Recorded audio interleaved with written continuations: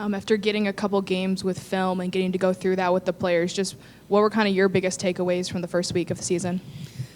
We have a long way to go. Have to fix our half-court defense. That needs to be fixed this week, or it won't be a pretty week. Have to do just a better job of learning how to play with each other. And that, again, takes time, especially when you're playing so many players. But we should be able to speed that process up a little bit, have more of a sense of urgency in practice, talk more, all of those things that need to come on rather quickly. Preparing for MTSU, how much are you looking at that game from last year that Tennessee played compared to just, I guess, the full body of work or games they played this year? Yeah, we're more so looking at some of their later games. I've watched a little bit of their game last year, but it was so early that watching their games this year as well.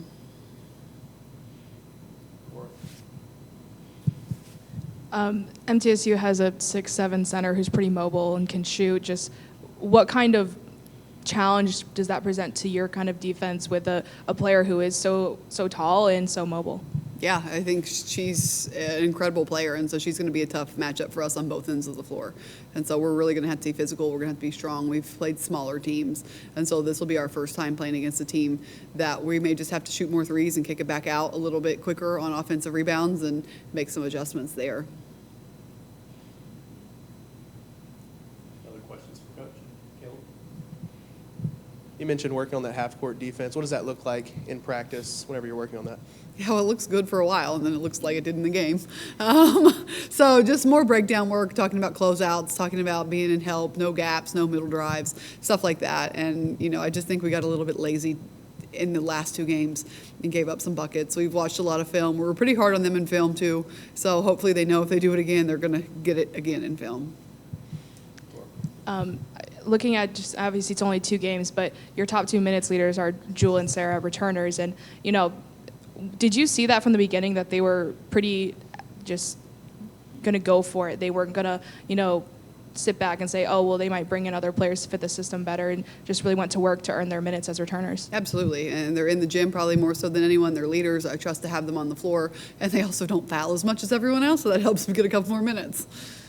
The challenge with MTSU being another defensive heavy or minded type of team, what's the challenge for your team when you want that same effort on both ends? Yeah, I think they're very, very good defensively, and so our offense hasn't been great either, and we're just working on getting to our spots and playing offense the way we want to play, a little more team as opposed to one-on-one.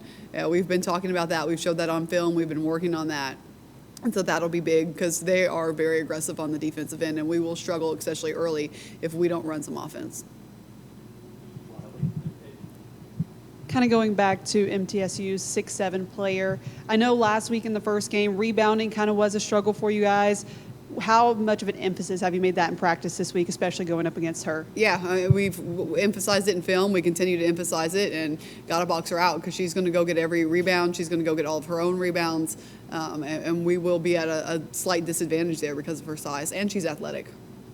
On offense, obviously you've talked a lot about having patience, but how much is maybe just simply passing the ball? How much is that playing into the game plan this week? Yeah, I think for us, those things go hand in hand of pass the ball a little bit more and then attack as opposed to attack immediately.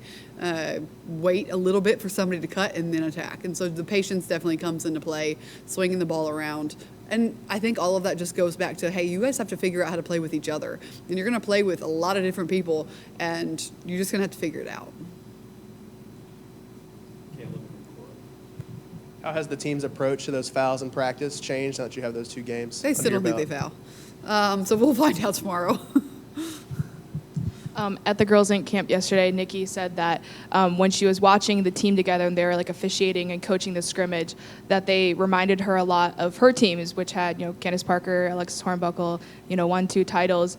Just the chemistry they have and the way they picked at each other and the competitiveness. Just what's kind of your reaction to hearing something like that from someone who played on title teams here? Yeah, I think it's awesome. I think we just got to get to be able to play like them on the floor, right? So off the floor is great, but you got to be able to find that chemistry on the floor. But that was very nice of her to say that. She messaged me as well after the clinic.